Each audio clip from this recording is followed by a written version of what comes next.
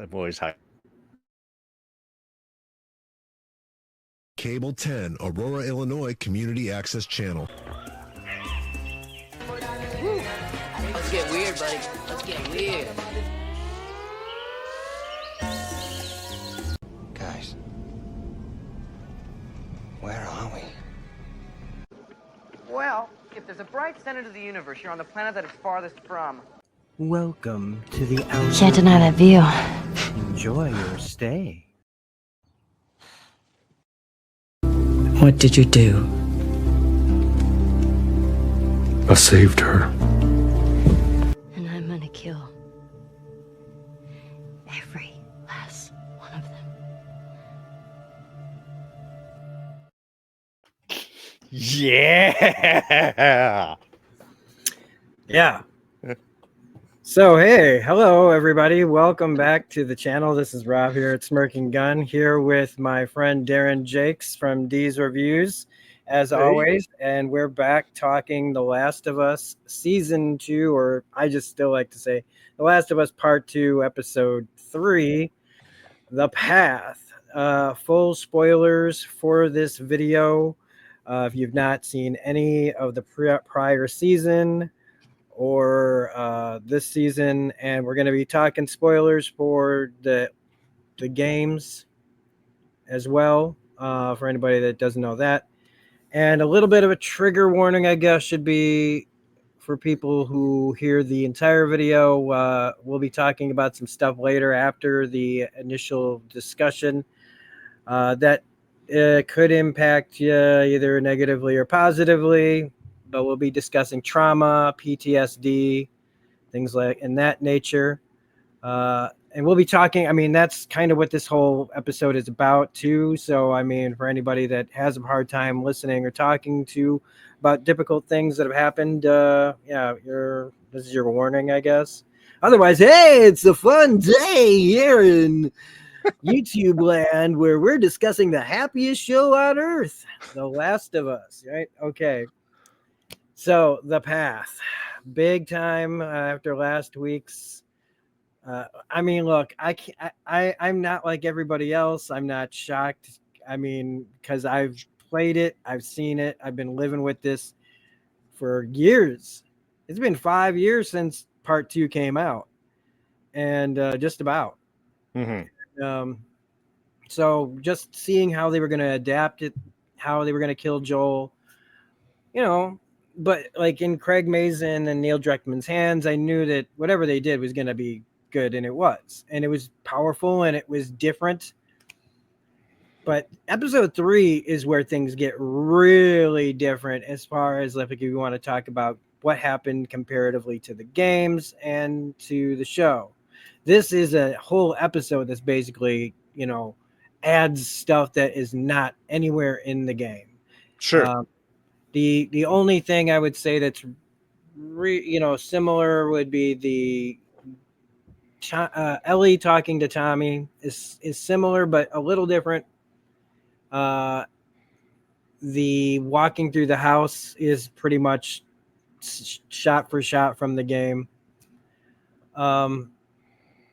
But even the funeral stuff it is different. There's so much different because they've, making Jackson a character, a place that we really wanted to flesh out, and all the people there, and grounding it more into a bigger, better, fleshed out story than is in the game. We lose a lot of stuff that is just kind of, you infer yourself. Maybe it happened, maybe it didn't, maybe, all kinds of stuff. Well, to me, this is the smart thing about switching mediums, because obviously the game is a little bit more of a involved player, action-oriented stuff. You're not going to have, 20 minutes of cutscenes. That's going to bore the player where we're having all of these moments. And what are you going to do? Have them do like wandering through stuff and hitting and having little memory type things? I mean, you can do that, but not for that long. By jumping to when you're on the TV medium, however, that emotional storytelling is what it's all about. So you do have these moments then where you can flush out these things that obviously isn't time effective to use in the game, but is something that can really round out the story here. So yeah, I do have a few questions on some of the differences between the game and the show and how that handled. All right. But Well, when we get to that, like, how would you like to? You want to just get to them, or do you want to like do it organically? oh no, well, let's just do it organically. I mean, there's only one or two like real kind of big things because like you said, you only have a couple of these small little things, so most of this episode is really about that morning transition and getting to the next, stage of our story. Yeah, just like the first scene, which is Tommy, seeing the charred bodies and then going to their makeshift morgue where Tommy says goodbye to Joel. That's not in the game, but you assume it happened. Just like you don't see the funeral in the game, but you know what happened and you can imagine what it would be like. But this is like this is a big thing. I mean, he has to do this all on his own. And before I even get to that, because it and what kind of led to what's going to be the longer conversation, and I got to do the presentation here. It's just the share screen thing. I'm just going to share the screen for a second, so that everybody can see what I'm talking about here. Okay, yeah. I want to continue to bring up that if you guys don't like what we're just saying here, or you're tired of like just the regular rigmarole that a lot of the reviewers do, I can't recommend highly enough listening to the actual Last of Us podcast hosted by Troy Baker, who's Joel himself, with Craig Mazin and Neil Druckmann. And every time the first two episodes I watched, I listened to this after I saw it. Right. And I was like, man, like these guys are in my head. Like they're saying most of the same things that I'm saying, a little bit differently. But when it came to this one, I had already watched the video and I had made the decision not to do a live stream and not do it without you. And so I listened to the podcast before I did a video, and I'm glad I did for this one because they really brought up some things that I think really need to, if you like how it's fleshed out in the show, they really flesh out the feelings and stuff, and it really inspired me to really look at a lot of things when they're in their discussion, brought up a lot of things for me. So this plays a big part. It's on YouTube. I think it's also on Max. I'm surprised at how few views I've seen, but I mean, it did just release. But if you really want the essence of this show broken down to you properly, and you don't want to watch us, or you want to see more like this, listen to this podcast. I can't recommend it enough. It's a supplement. It boosts. It boosts the storytelling of what you're getting on here. Yeah, I know it's weird to like promote something that's like on a complete, a big like Warner Brothers. I'm giving promotion to Warner Brothers, but I wouldn't do it if I really didn't feel like it's the thing to listen to or about. Then somebody else who's just, there's a million of us doing this. Go to the actual creators that care. Yeah. And they're giving you real stuff, not this walking around things. Yeah, they're not going to tell you spoilers for the next episode. Are you crazy? But they are going to give you the really nitty gritty thought process into making the decisions behind almost everything in the show. And they do it in about an hour. So anyway, Tommy, saying goodbye to Joel. I mean, game wise, this is huge. This is him saying to Joel, give my love to Sarah or whatever, oh yeah. This is full circle from the beginning of the first game. It was Tommy and Joel and Sarah was the first casualty. And from then on, it's been Tommy and Joel and a few other people around him that some live, most of them probably didn't. And now he's got to say goodbye to the last person that he's got any, old world connection to.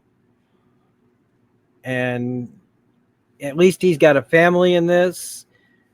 You know, the game version, Tommy had Maria, and we've talked about their contentious relationship. You know, she's a very tough person, and he's he's been living with Joel.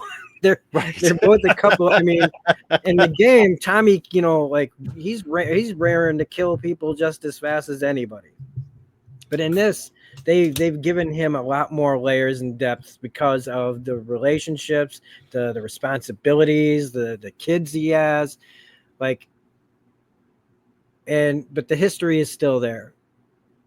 Well, and I think it's some nice choices to show what different influences and different choices can do, because just having Tommy as a Joel clone would be boring. In many ways, Ellie is that person that is like really that is Joel that comes up, which we'll get into. Whereas with Tommy, I think it's better to see how that family and that accession and that acceptance of local responsibility that changes the choices and things that you can do. And I think there's just richer storytelling that they've been able to mine from that. Yeah, it's a really powerful scene that a guy has to do all by himself, and apparently took a while to do, because again, Pedro and Gabriel are close in real life, so it's like after doing this, it's like you're losing somebody and you have to say goodbye. Your character's losing someone, you as an actor is losing someone that you can engage with. I mean, yeah, you got a lot of layers to pull off of there. And so we cut to that, from that to Ellie in the hospital. And again, none of this is in the game. In fact, if you want to get to like a big game difference, yeah, Ellie takes off for Seattle, and when we get to Seattle day one, it's only been like 2 or 3 weeks. Okay, they didn't in the show. They wait 3 months, but before the discussions even had of what to be done. Like she's the one. Like in the game, it almost feels more appropriate. Like because Ellie's like, let's go get him now, and like, you know, and Tommy wants to, right? But in the game version, Tommy uses the time. He only asks for 1 day because she's like, I'm out of here tomorrow. Okay, so game Ellie doesn't take that time to heal herself up. This is a completely different kind of version of Ellie going forward on the show. Sure. And it's a smarter version because but they don't have they don't have the big attack in the game. Is that right? No. Yeah. There's no Jackson attack, but she's, you know, they mess her up before. They don't puncture her lung, I don't think. But I mean, you almost kind of would go, you know, she really seems kind of good for the beating she took. But again, game. Plus, they wanted that momentum in the game of, no, we are charging out after these people. We aren't going to let them feel safe. They're suddenly going to be like, what? Like they don't even fathom that somebody's after them like yet. In this, I don't know how they're going to handle the Wolf and Abby's group situation. But in this, I think it's much smarter to slow things down and to actually, to the character's benefit of showing what it would be like to be in her mode and have to sit in a hospital bed for 3 months, living with what we saw at the beginning of the scene of her reliving that moment. Brilliant. Bella Ramsey is so fucking good with just like in everything that she does in this. She is just astounding. But yeah, that shock of just awakening into that PTSD moment of just seeing and living that. And yeah, you can imagine that is what she has been seeing constantly as she's been recovering, is just reliving that moment over and over again. And at the same time, having to push it all down because, hey, we got to get out of the hospital if we're going to get revenge. So, well, I mean, yeah, like right from jump, I mean, when she first is like alert in the hospital, right? This is pretty much probably the first time she's really been conscious. Yeah. Where she's looking around at like as if it just happened as well. I mean, she's got a thing in her side because punctured lung. They haven't even gotten to like where they're gonna really take care of her. So, and forget the fact that she still has to cover. Like they're not suspecting that she's in got the scars or whatever from all of that. Right.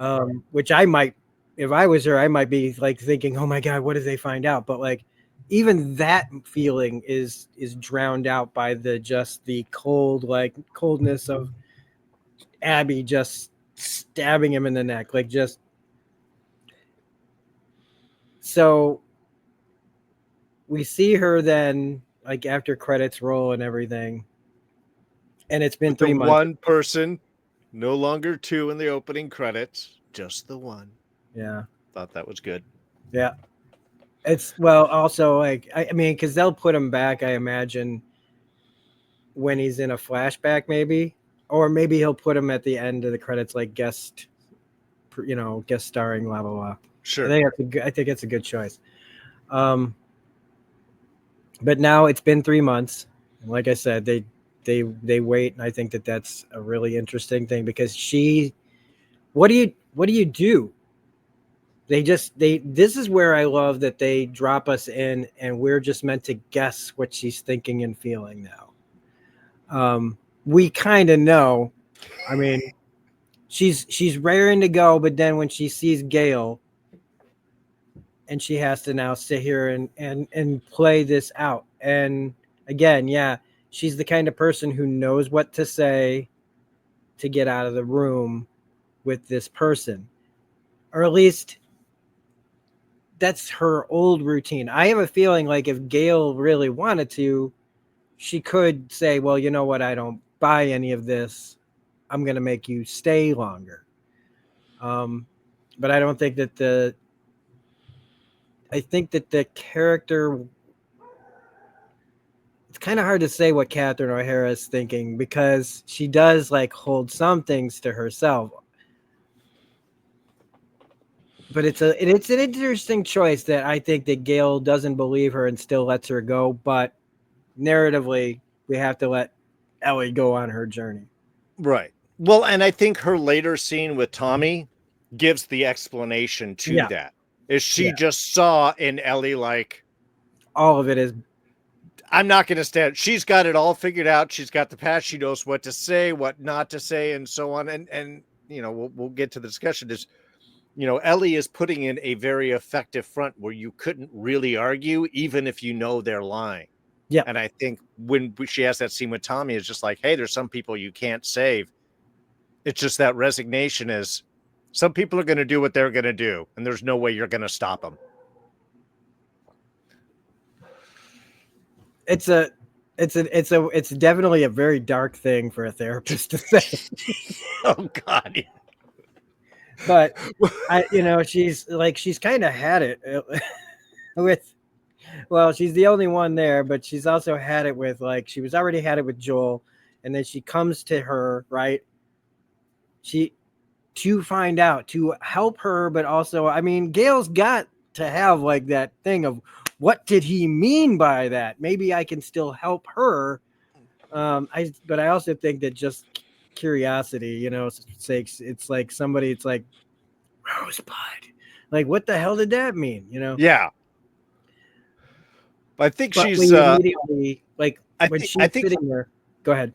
I was going to say, I think she accepts the fact that there wasn't any violence or it wasn't anything like that, both between what Joel's response to her. So I think in a way it does answer like, it's not what I would think that it would be, which might, mind worm her a little bit more even. But I think that she does get a certain satisfaction off of dealing with Emily, with Ellie there is like, well, he didn't hurt her. There wasn't an attack. It wasn't anything violent. It wasn't anything physical. It was whatever it is. She knows what it is, but it's something else. Yeah. Is that enough to just, make her go, well, fuck it. Okay. If they don't want to tell me, I'm just going to.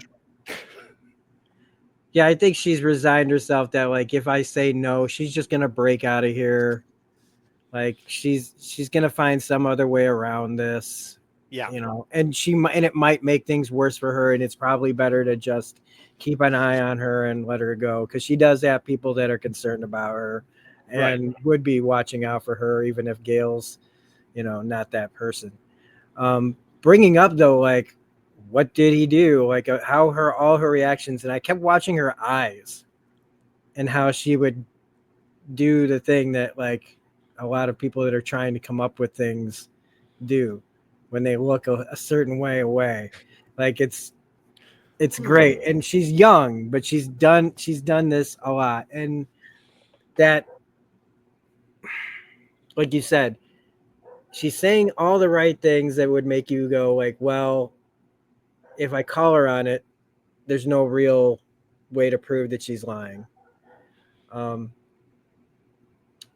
Then we get her visiting Joel's house, which is very much from the game. Very, very sad. It's hard to because I've seen it. It was done so well, and it's just basically they recreated it minus that, or adding that when she goes to the coat, like she really lets it out. I feel like Ellie in the game doesn't let it out as much as this, but I mean, Ellie also in this has had 3 months to process some of it. Sure. Ellie in the game is all rage. So she sees that coat, she gets a little like, but it's more of a, he's gone from me, But also just, again, how she covers up immediately the emotion. As soon as she hears Dina's voice, she can't let anyone see that she's affected, even if it's Dina. She has to still put up this front because, we know that whatever happens, she's made up her mind. Oh, yeah. It's almost about like, how do I get this done and maybe not make everybody pissed off at me? But plan B is immediately, I don't care if everybody's pissed off at me. I'm going head first into this. Thankfully, they've let her heal. Like I enjoyed watching her spar and learn, work on those punches to show that Ellie isn't just what some people would call a Mary Sue, where she's just this little thing. They started to show like she was taking on big guys and showing how she would do it. Now we're seeing her training to get back into things. She is a badass. She's 19-year-old and she might be small, but I think that she's more dangerous than most people. It's that further dedication of how focused she has been. It's like, yes, it's been 3 months, but what does she say? She's like, oh yeah, doing push-ups and crunches whenever they're not looking. It's like, she's still training. She's going, it's the same when she leaves Gail and she gets that drop of the face of like, this mask that I have had to weave and make so I will finally be released from this hospital and I can get mine. It's like, now I can drop. So yeah, it's great how you do get these moments where she's got to she can drop it and then has to put it back up immediately in order to get what she wants. Yeah. And also, I mean, we didn't say anything about all the things that she could be worried about Gail knowing is her being immune. Right. Which would be an actual fear of when she's like, what did he tell you? Because if that got out, that could also make things more difficult. Is not only did all this happen, but these people came here because of you. If that gets out, even worse. Yeah. But she as she's called by Dina to come downstairs, she makes it real, clears herself up, goes and again, talking about Dina, I love her in the game, but I think I like her more on the show. Only because they've added so much. She is capable in the game, she is smart in the game, but it's mostly bantery, and there's plenty of cutscenes of well, first it's established really fast that Ellie and Dina like each other. They, before Joel dies, they get it on. They are basically a couple when they've gone out to Okay. go after Joel. All right. Yeah. Okay. That was one of my questions, and I was This- curious how that waylaid, but they're teasing it a little bit more in Yeah. the show. Yeah. In this, Dina is craftier, sneakier. I don't, like I think I've figured out some how she's thinking, but it made me have to think about what she's thinking to figure it out. Because I've said, like, from jump, she feels so capable. She's so charismatic. She is like again, she doesn't look like your typical survivor. Like, she is young and vibrant and doesn't seem to have been through, like, she doesn't look like somebody who and carries herself off like somebody who's been through a ton of shit. But she knows how to do all the things, and she's good at all the things, and all the people like her, and it's just effortless seeming. But she's got to have a hectic life because I said she knew everything, and they prove it here when she's like, I brought you cookies because I'm about to piss you off, which is such great writing. That is a great fucking move. The one thing that I had to stop and I was looking at my wife, I'm like, between how they did the setup, Ellie's reaction on first waking up, her whole instrument of dealing with Gail, and then once we get Dina in here, and even in the later sequences, which we'll touch on, how much everybody's response feels like how a real person would respond, what a real person would say, and what a real person would sort of deal with all of this. The fact that she was like, yeah, she's brought the cookies. I know you're going to be mad, but I've got your back, and I had to do it because it was the only way you were going to be healed and we could do this right. I mean, it was like, yeah, that's what a friend would do. That's totally the smart way to do it. And the fact that they were able to pull it off in such a cute back and forth way of sliding the cookies over and eating, and then, all right, slide them back. Now you can have one. All right, you've gotten some points with me. It was a great sort of build right there. Yeah, and I mean, Ellie immediately proves her point. Like, as they're discussing it, she's like, fuck off, fuck you, I would have gone, you slowed us down, blah, blah, blah. And she takes it in such stride. And she does it, again, knowing that this person's hurting, I'm hurting. And the only real way for me to do this is not by being confrontational, but just by, like, she does say, I loved him too.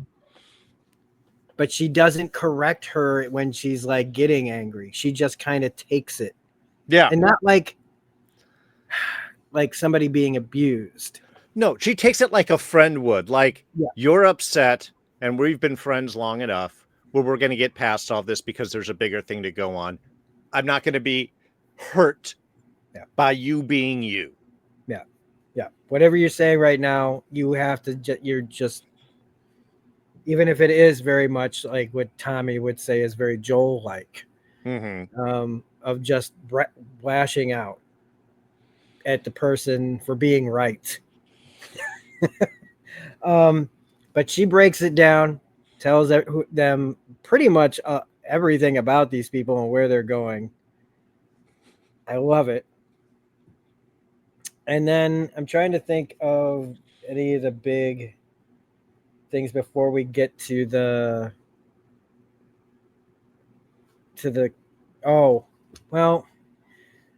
we'll talk about the scars, I think, at the end. But yeah. No, I think just the one little moment that I would touch on is is just when they tell Tommy initially before they have to set up for the big meeting. Yeah. And again, just how they jump, he has the response that he was, and then looks at Dina as like, you hold out on me again, you get rendering duty for a month, which I'm going to tell you, rendering that meat. Oh God. It's awful. Just and she had the great look response for it too. Yeah. Oh. There's a rendering plant. Look up rendering plant, or don't look it up. Maybe not.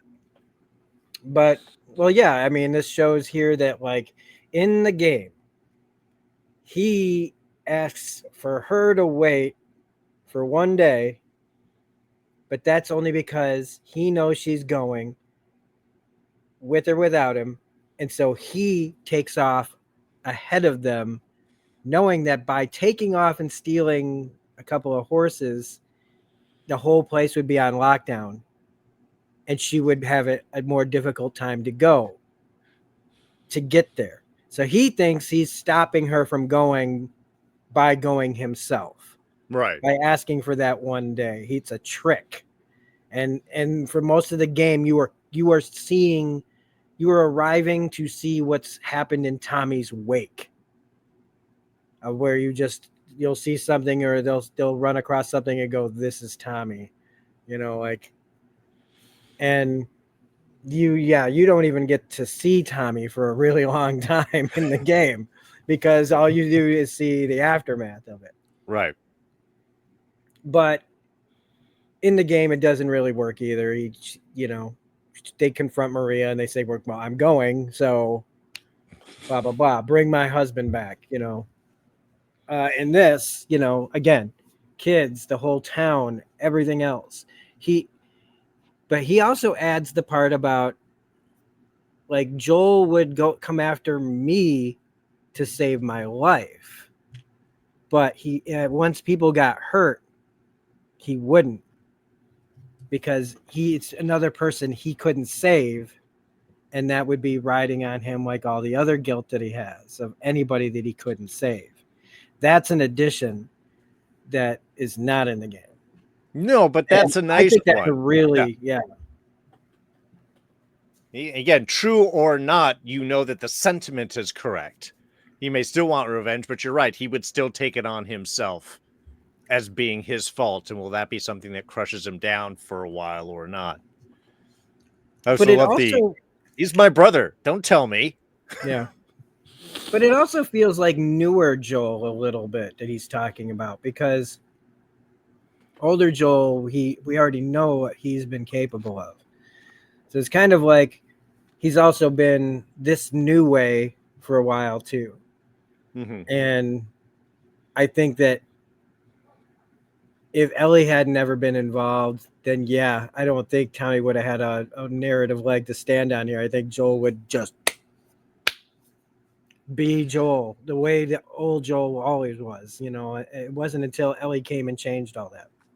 Well, and I think that's probably what Ellie is hearing is exactly what you're saying, is you might be talking. It's like, yeah, that's a nice attempt. Yeah. But I'm going to tell you, if you died, Joel would be tearing everybody through in order to get revenge. So, yeah. Well, I don't want to spoil anything for later on in the series. Mm-hmm. But that speech, if they do it, there's a moment where it kind of Tommy is in the position of Ellie later in the game, much later in the game. That speech kind of gets flipped, and you see a different kind of like. And again, it depends on how they do it. It depends if they do it at all. Right. But then we have to deal with the council.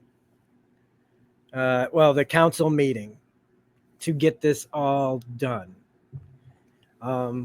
Very interesting. Again, very real, very, very like a council meeting from anywhere. Sense. Yeah. This felt like what a small town, what a small community like this would have to do. You are asking a big thing right after, they were already hit. So, yeah, again, they've made Jackson a real character in this. And I think this is one of those things that you have to do is, how is Jackson dealing with this? Not just the individuals. Yeah, because even in the game, it's like, hey, we're talking about resources here. We leave, that makes Jackson weaker. Right. And it's the same thing applies here. And it is smart. And it would be stupid to send 16 of your best people out to possibly die. I mean, especially even after 3 months. This is their, like, I don't want I don't want to make anybody feel, but for them, it's like a huge terrorist attack or something like that. That's just where were you on that day?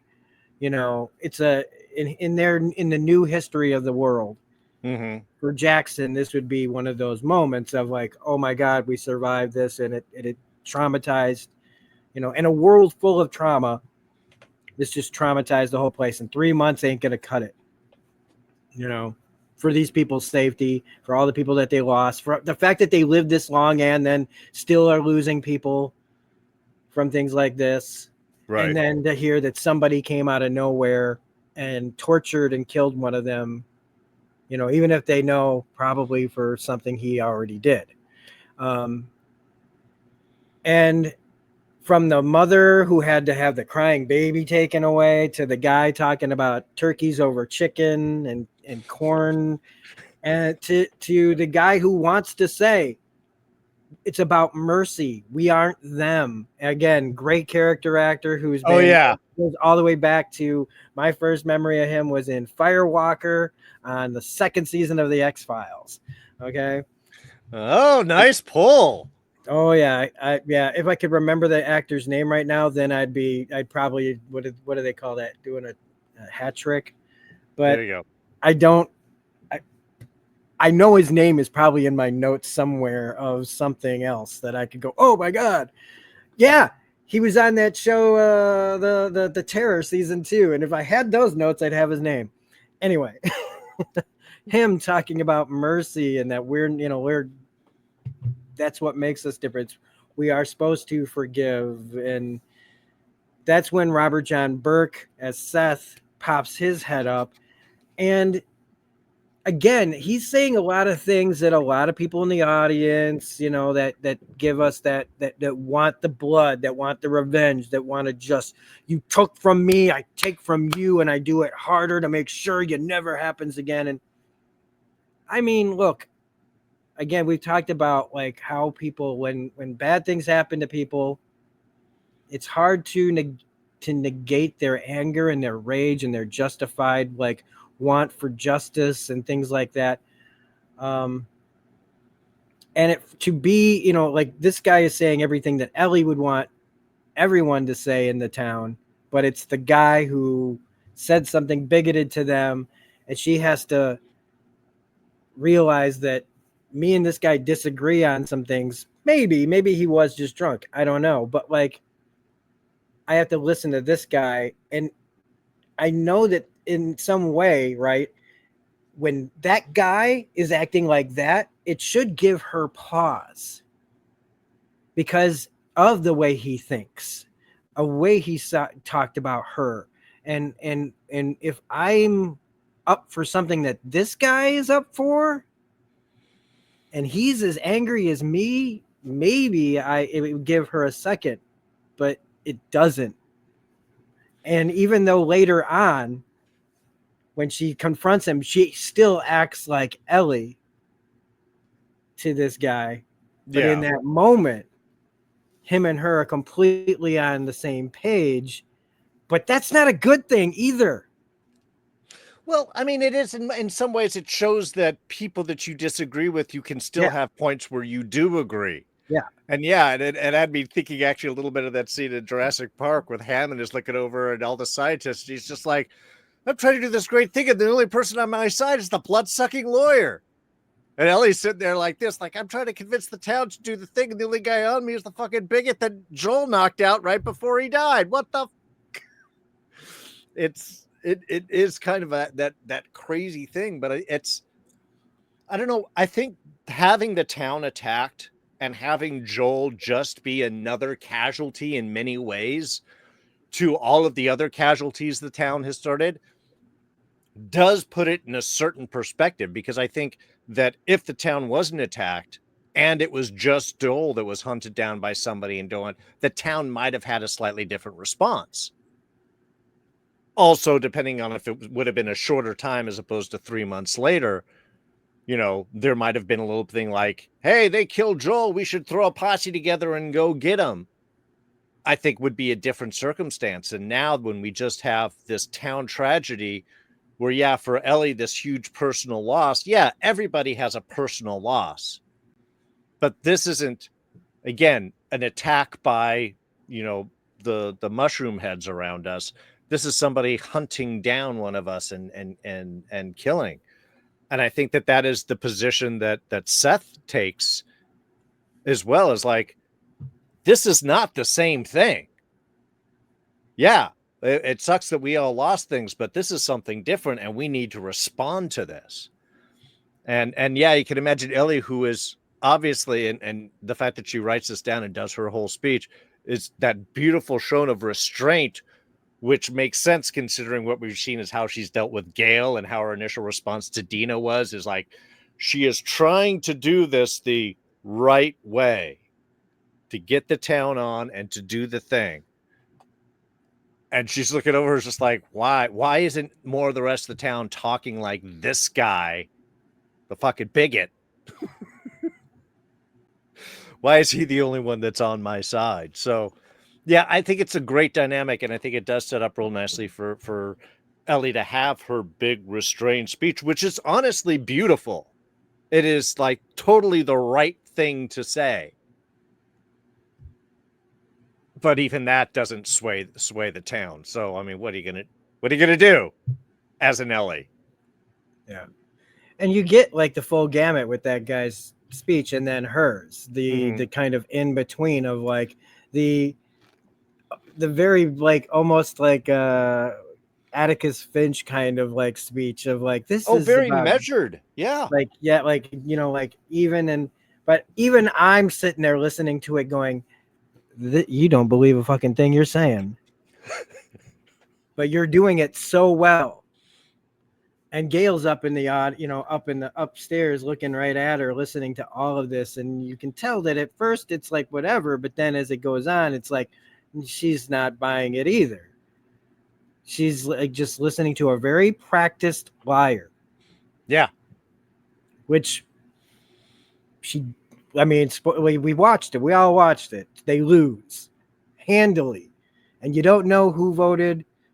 And I kind of like that. I kind of like that we don't know how they voted. But it leads us to the Tommy Gale scene, which is great. Yeah. She's sitting there watching baseball, little kids' little league, kid falling down. She's day drinking drunk, and he's up there, and she automatically knows, like, you're not here because of any of this. Let's just get the free therapy out of the way. She says, "Oh, I'm an alcoholic and I smoke weed all day." I mean, that line's getting a little old. Just because I feel like she said it like every time we've seen her, like, I'm drunk. It's like we know. Yeah. We know Gail's drunk, but it doesn't mean that she's not wise. She's seen a lot, and she is tired of being lied to. And it's the apocalypse has happened, and we're still doing the same shit. Still, and it's even worse now because everyone has PTSD. Right? Yeah. It's not like just she could have a revolving door. If they had money, she'd be making it hand over fist, or she'd have like all the weed and all the booze. Like, she'd be able to set up a whole weed and booze shop just from like on the side of being a therapist, from all the payments coming in for people who pay that way. Yeah.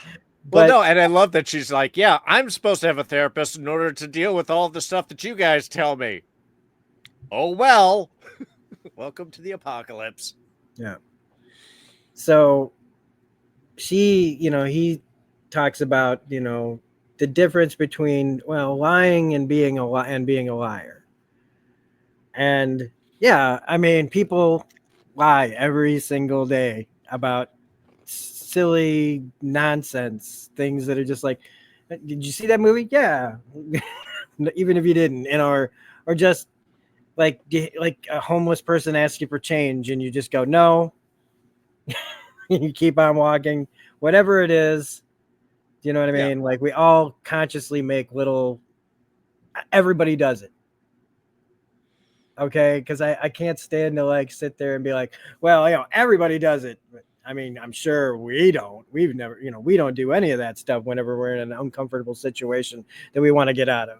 It's kind of like the when you get into a situation, not always, but like the one that Ellie's just trying to get out of a room.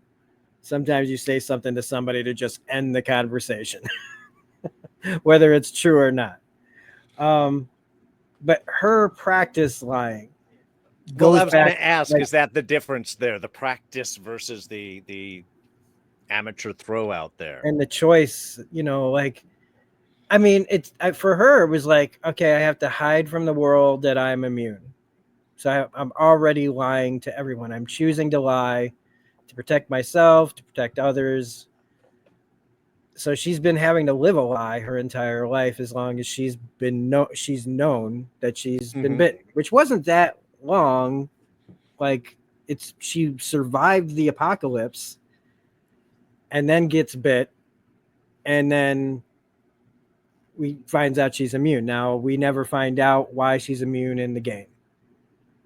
No, we don't have the birth scene that we had. There's no mom. There's no Ashley Johnson giving birth to herself. There's so meta. But I mean, they do explain it, and it does make sense. Like some sort of genetic thing passed down, and that when she did get bit, it was like a bit of the infection was still in whatever. So she's had to practice that lie.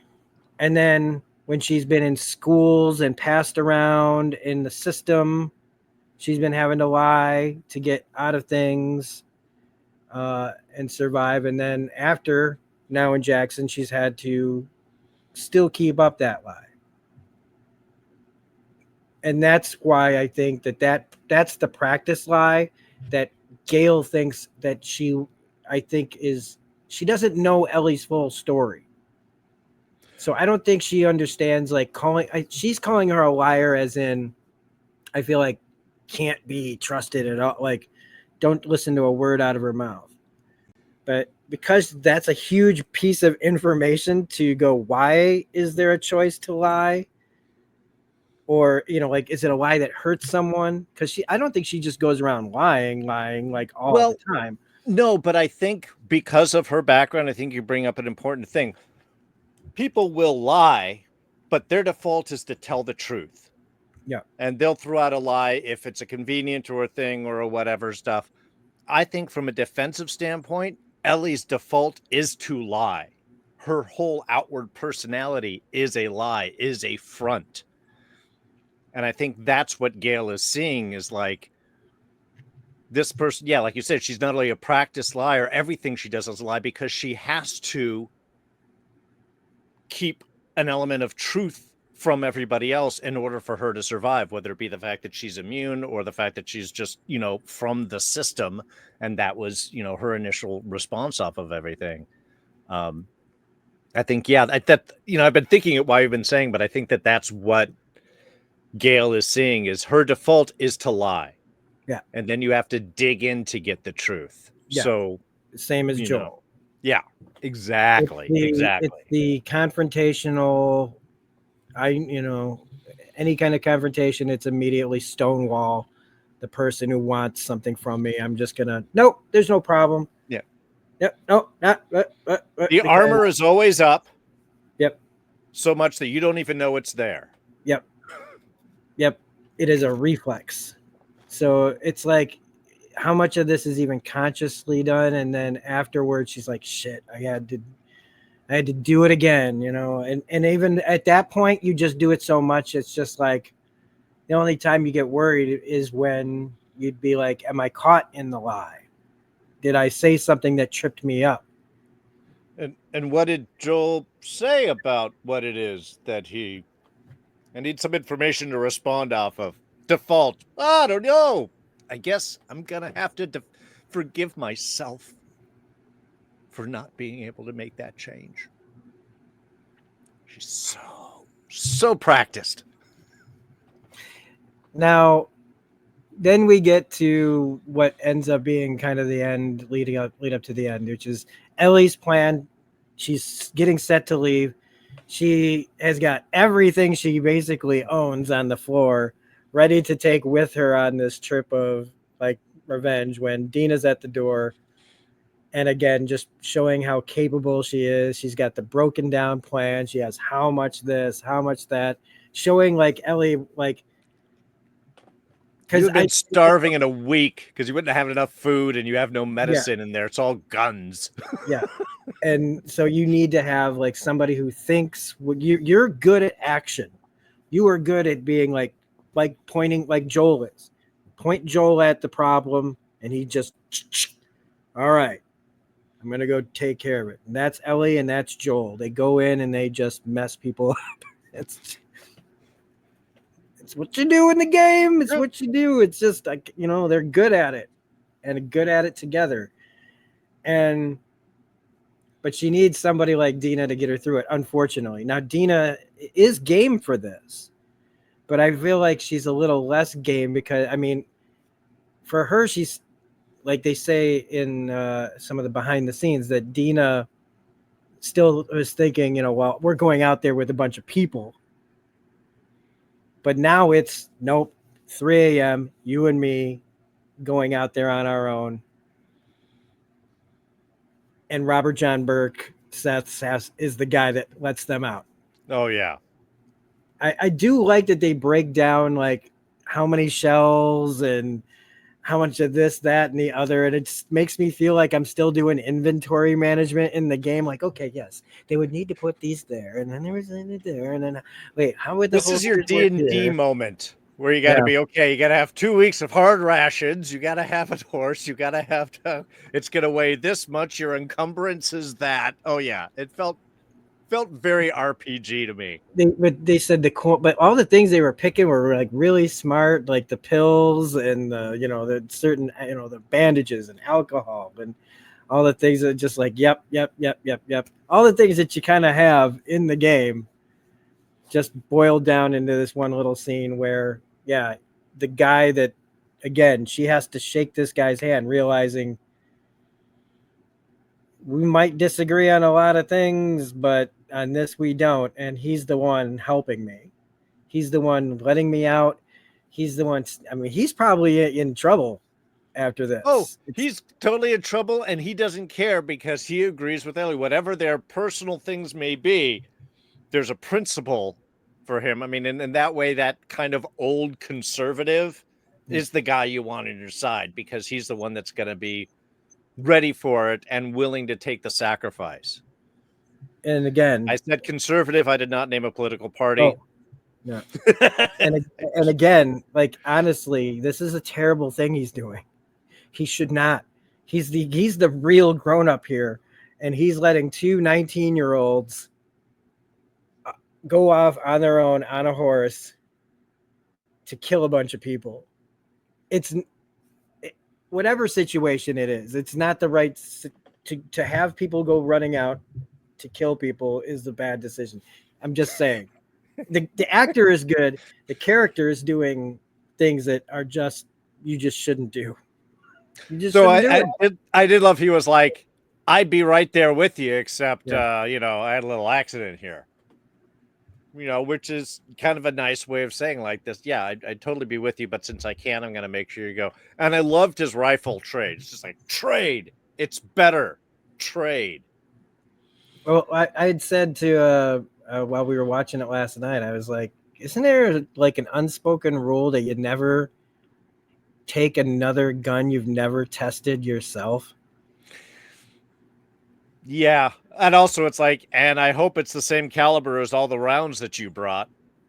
But, I figured I'd go with the moment there as opposed to asking too many questions. But if I'm just saying, if they go to, and all of a sudden it's like, I'm just saying. That, that echoes in the back of my mind. Never take an untested gun out into. Okay.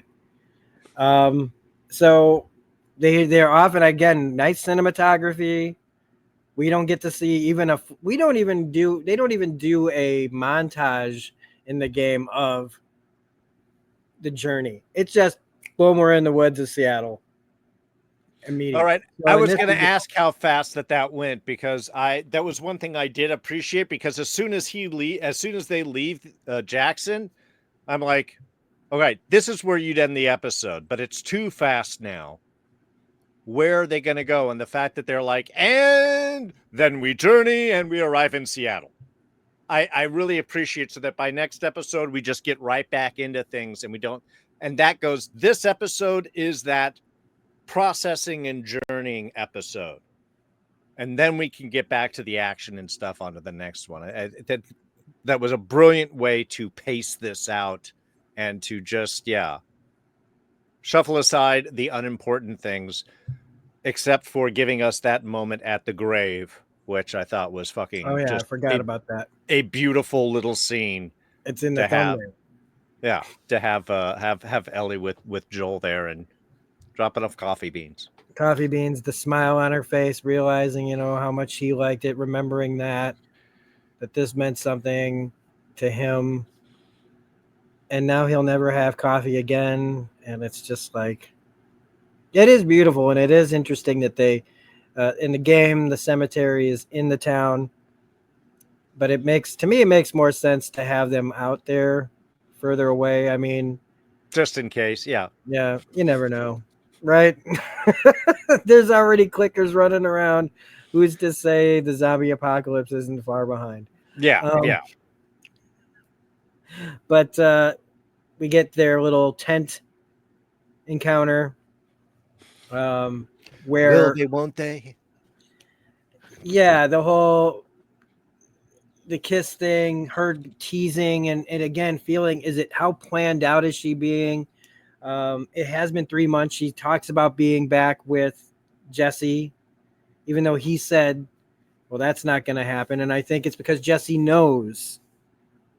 Yeah. And the fact that he's back with her, I think, is kind of like how sometimes people just get back together because, well, you know what I mean? Like, even if he probably is like, whatever, a little bit. He wishes that she was the girl that was in love with him the way he wants, but I think he knows.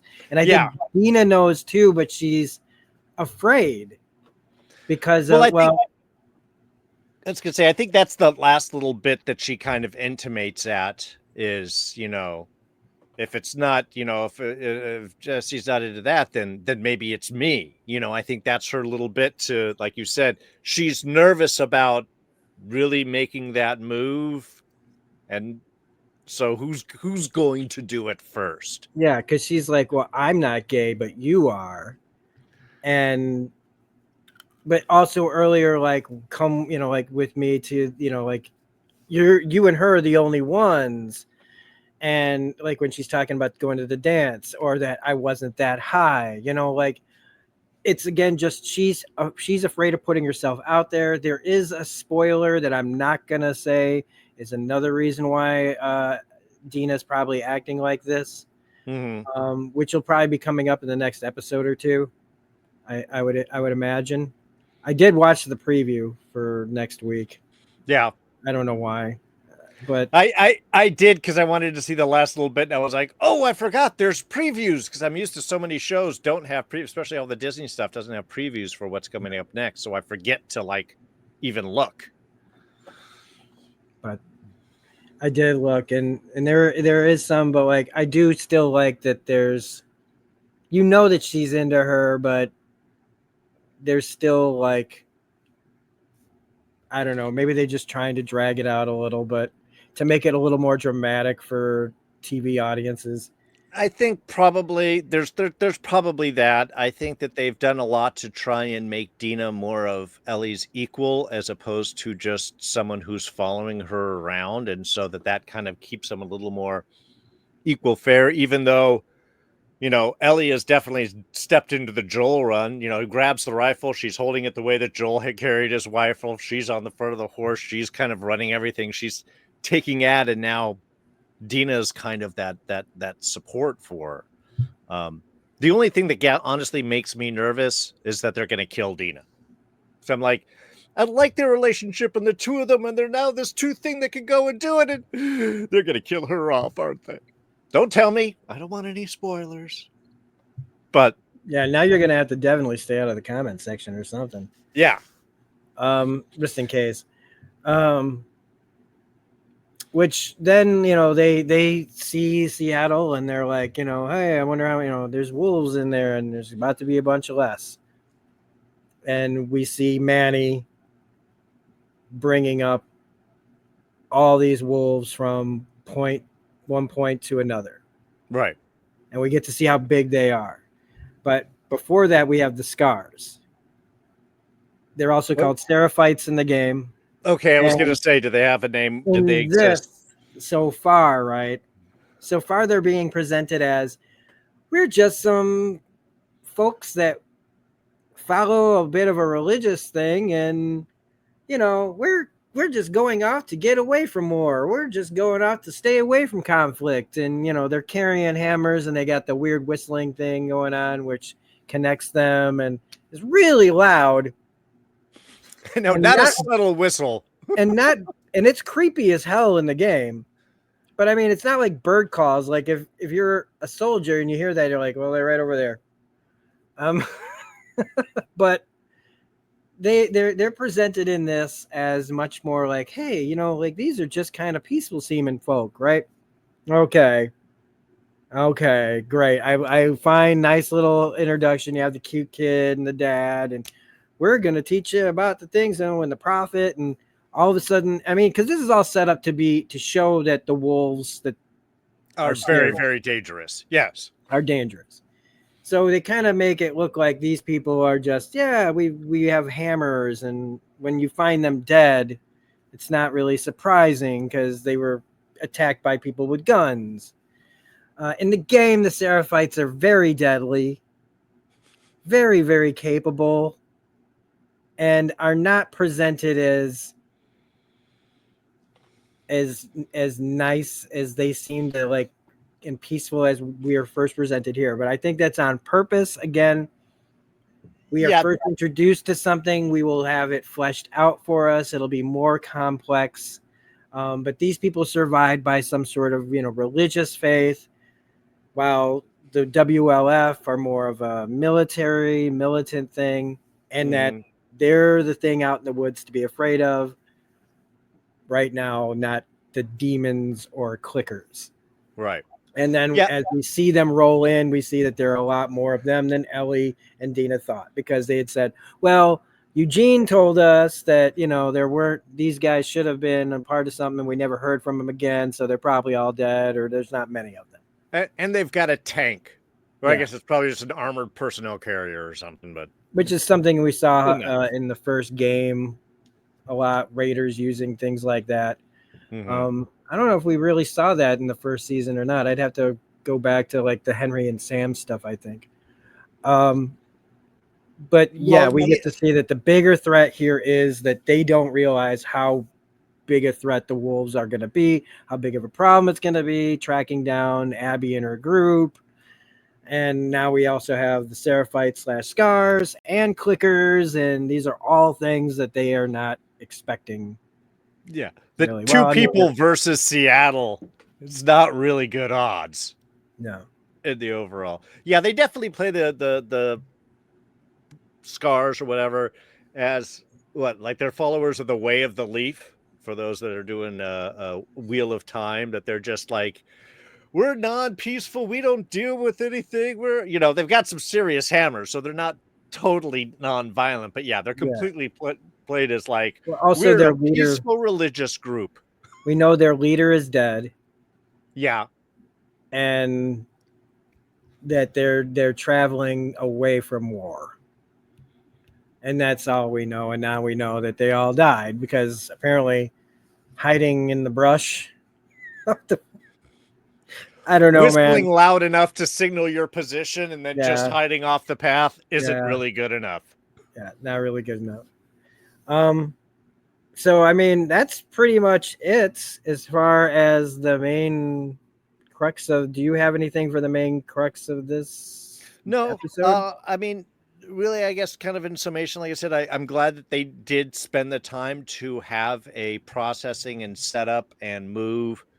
I appreciate so much how smart they're allowing the characters to be, that Dina is actually a smart support person and not just a tag along. I kind of have a crush on you and I love Joel too.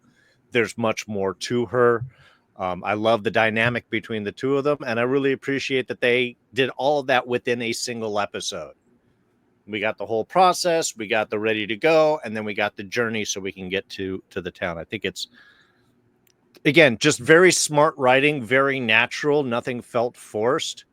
And it was paced enough to get me excited about what we're doing next week, and not like, oh, and now it's going to be the long journey to Seattle.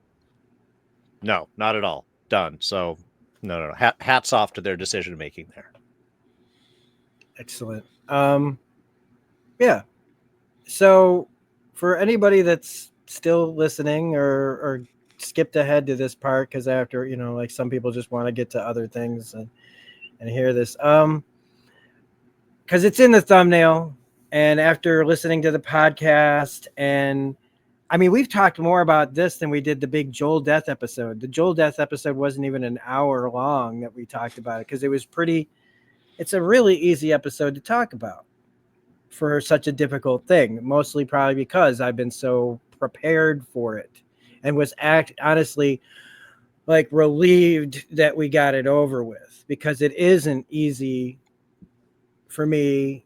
Like for all the people who've never seen it, it's still not easy for me to watch it and process that. Well, I wanted to talk about trauma. I wanted to talk about Ellie and her trauma, but as I was listening to the podcast, they brought up the PTSD and the constant trauma and being locked in trauma of when stuff just keeps happening to you, and her being locked in for 3 months, and she's clearly been just reliving this thing, and how that affects you, how she had to train herself to lock it down like everything else, which is not easy for her to do, because she even says in her letter, that she says to everybody, the speech about, she often talks without thinking, gets her in a lot of trouble. And how she's still holding on to that trauma, and how so much about this games, especially part 2, deals with, that trauma. We've talked about it, the endless violence, the cycle of violence. But in this, I wanted to talk about the trauma and the PTSD, and why, like for me, right? I've been playing The Last of Us for 12 years. And The Last of Us is weird because I am Mr. Pop Culture, t-shirt, Funkos, posters, comics, anything I can get my hands on for stuff.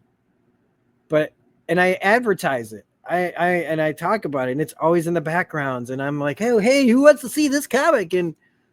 But my Last of Us stuff, I have Funkos and statues and all, and other stuff, and I don't really bring that out for anyone.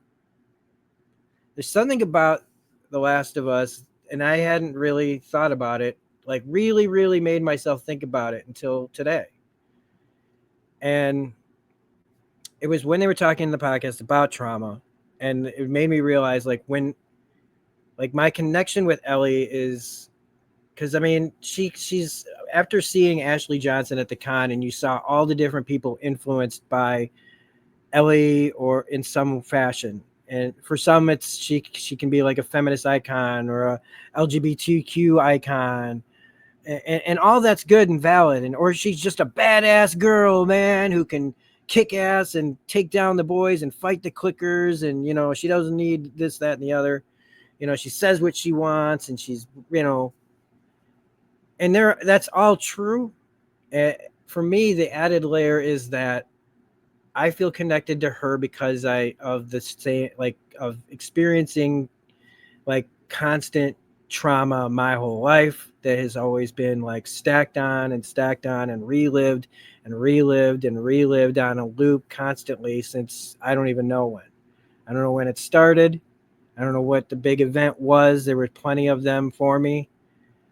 And how it developed in me certain things that I see Ellie do, and I've seen her do it throughout the games and on the show, in ways that I've behaved and how I've acted and how I have practiced lied, and how I've had to always had, I would put up walls. I still put up walls sometimes when confronted with certain things. I deflect, I shut down. I sometimes, like when it's real good, nobody even knows that, anything's wrong. Like how she can put it up in a second when she feels like she has to protect herself, or she's afraid of how someone's going to react to her. And it's, again, this happens to I'm bringing this up because I'm not alone in this, and I want anybody who feels like these kind of things to know you're not alone in with when I'm talking about trauma and relived trauma and undealt with trauma and how we react to things, and that sometimes it can destroy relationships. I know that I at certain times, every single person on my Discord and on my YouTube friends group has experienced it, whether they knew it or not. Me reacting to trauma, behaving because of trauma. Sometimes I would think that I was just being a child in it about certain things, when I know that the real reason I'm reacting this way is to get ahead of being hurt. There's so many things that, and I'm not getting into them here specifically, really. If you've been a follower of my channel, there's videos you can find about my ex-Jehovah's Witness background, my drinking background, that all deals with trauma and abuse. But all of that stuff is the same stuff that I see Ellie exhibit. And it's just, when I'm playing like the first game, right, and you're with Ellie and you're feeling all that, and you go out there and you're defending yourself with this man. And that's another part of it for me, is part of my trauma is like not having adults in my youth that took care of me when I was in danger or was in situations that weren't great. And the people that were supposed to protect you don't. And they're the ones who create the trauma. And for me, like you, I feel like I sit there I'm Ellie standing next to Joel, even though I'm playing as Joel in the first game. It's just this like whole symbiotic thing of you together, fighting across the country together, caring for each other, defending each other, and learning to, and for somebody like me who doesn't have a lot of, really hardly any good male role models in my life until recently, where I've met people like Gino and Darren and Don, who some of these people aren't even here and I'm saying their names, but that have like changed my, that have been the different kinds of men that I've, it's a different experience. It's a whole, like, I'm making friends with men and it's been very hard for me, and still is. But in that game, like, he's the guy. He's like, I look up to this person, even though I know what we're doing is terrible. We're doing it together. We're really sticking it to people, because that's the other thing about, like, is that when that trauma that I was feeling, there was so much anger. And I never had like real, like, like ways to release it. I would just hurt myself. I would damage myself, through drinking and other things, where it was just like, I don't even know how I'm alive, in a lot of ways. The things that I got myself into because of all that just, sometimes I would do things that because I wanted to, like, make the whole world hurt. And Ellie's that same way, and you get to the end of the game, and even though he lied and he did it, it's like there's part of me that, like, at the time was like, he made the right choice. He fought for this girl. He fought for the thing that mattered, and because it's like some way it felt like it was fixing them finding each other was fixing some kind of trauma in their lives when they found each other, even though there's still damage and harm being done, and it's not a fun world to live in, and, you know, obviously, and they've done terrible things, but it's like somehow I'm able to let it go. And then you get to the second game and that person is taken out, and it's like taken from you. So I know a lot of people feel like Joel was taken from you as a person sitting there playing the game. You're like, you feel like you're losing a family member, you know, like as in fictionally, you know, like whenever your favorite character bites it in something, right? But why Joel? Why is Joel so important to other people? And it's because I think because of things like this. He is that person that would protect you and save you and get you out of the thing, whether you like or not. Like some people would say, well, she's too young to know what she wanted, so what does it matter the choice that he took? And that does matter. It really does. And that's a big part of it. And it's one of the only things that I don't relate to, because I would have wanted to be saved. If I didn't know that my brain, you know, like if I found out like, hey man, like as they're about to do it, we've got the cure, but unfortunately we're going to kill you, I'd be like, okay, I'm done with this. Goodbye. But you lose him because, you know, you had to face the things that he did, you know, got him where he ended up. So, but with Ellie, you know, it's again, she's me, she's anybody.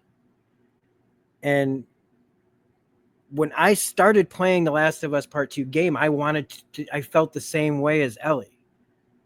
I wanted, and I was angry that I had to play as Abby. I was angry. I was like, at first it was just like, the realization that I'm playing the person that's going to, I knew, like, you're not playing Abby for like, oh, hey, I would, you know, you're going to be playing as the person who killed your, you know, the person that defended you. And it was a struggle finishing that game. It was like a revelation of understanding what Neil Druckmann was going for about the cycle of abuse and how none of this is good. And all we do is just keep hurting each other, hurting each other, hurting each other, hurting each other. In a world where there's not a lot of people left too, but just in general, looking out our window every day, turn on the news every day, it is just a horror show. And so ever since I've had that, it's like every time I go to play this game, this second game, everything I do, I feel almost terrible. I feel really torn about so many things about playing this game, because again, it's about that, like, it's like, to me, it feels like I'm healing.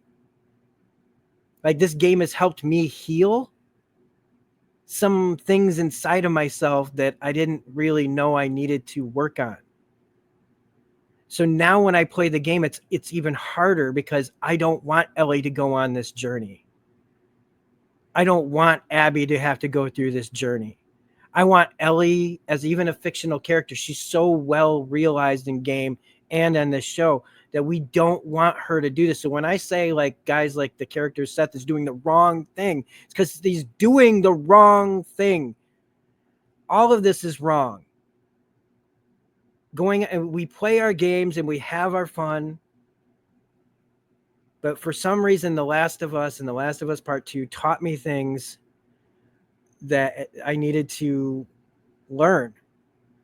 And again, I feel like in the last few years, I've started to, because I got away from finally a big source of trauma in my life. You know, I've kind of been like, what I feel like I've been in a halfway house for a while, like just reacclimating myself, getting used to not feeling trauma and reliving trauma, or the fear of reliving trauma every single day. And I hope that, like, when people watch this show, that they don't become so consumed by the same kind of anger and can watch the show and be pissed. Be pissed at it if you want, but watch it evenly. Give it, like, listen to what it's saying, because the answers that Ellie and Abby and everybody in this world are doing aren't the right decisions. As visceral and as revenge filled as we can be, we have to be like that guy that was in the back room that was told to shut up. It's about mercy. It's about forgiveness, as difficult as that can be, and as hippy dippy as some people might think that is. And it's because I think also there's so many of us that are living trauma. We haven't dealt with trauma. We haven't like we still are that same way. And like the little ways that we can find to heal ourselves and to look at within. And the big part of this show is about that journey to, can we come back from the most horrible things we've experienced? Or are we lost? Are we, like Gail says, like that some people can't be saved? But I think that's bullshit, what she said. She's mad and she's angry. And I don't think that she came to that easily, but she's been living with that kind of stuff for so long, but she's lost a lot of faith in that, and with reason. But every day, every single day, we have a chance to maybe make ourselves better, however it can. And so I just encourage everybody out there that has experienced like PTSD and trauma and relived trauma and how it stacks and it ruins relationships and makes it hard to have relationships and can make you act in ways that just seem insane to you. Know that there are people out there that'll listen. And I know it's easy to say, call a hotline and stuff like that, because it's not easy. But however you find the thing that can heal you, if you start to feel better, go after that. Chase that feeling, the thing that makes you feel more healed and more like anything that makes you feel whole.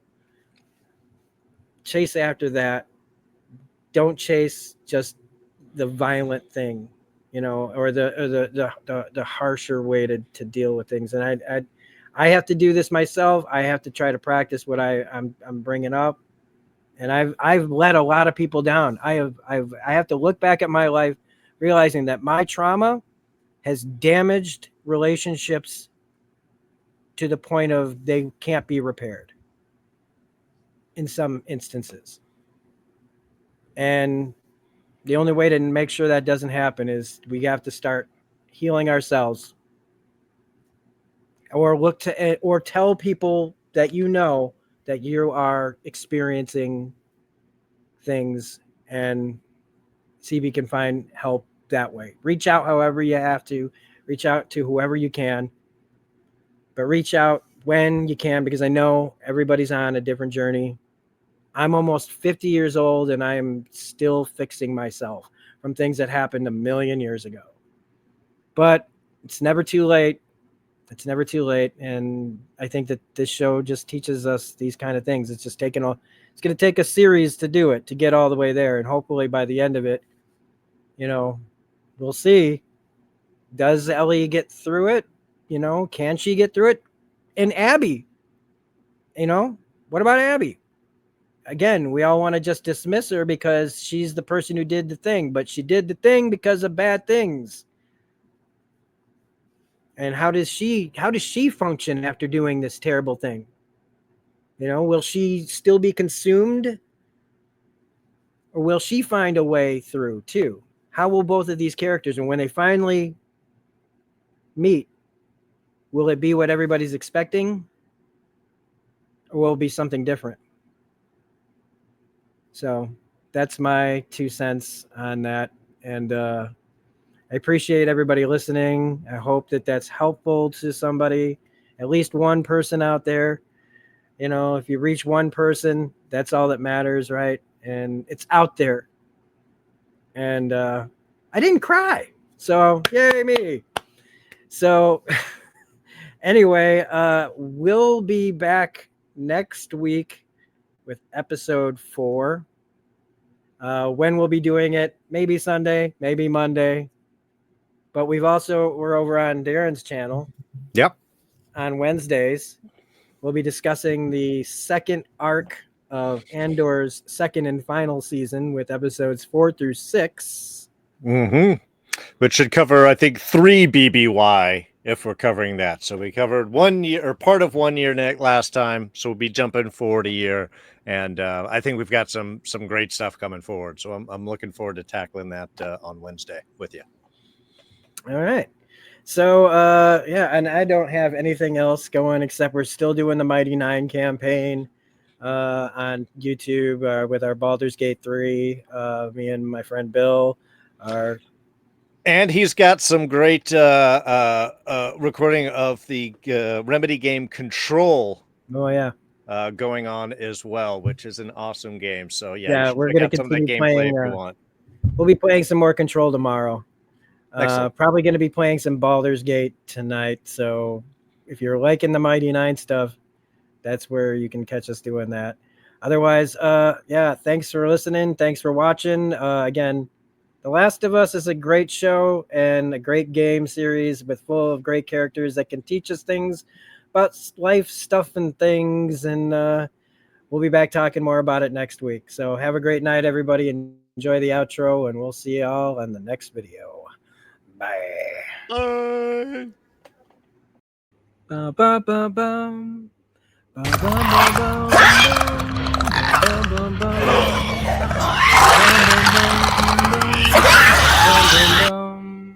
Ba ba ba bum.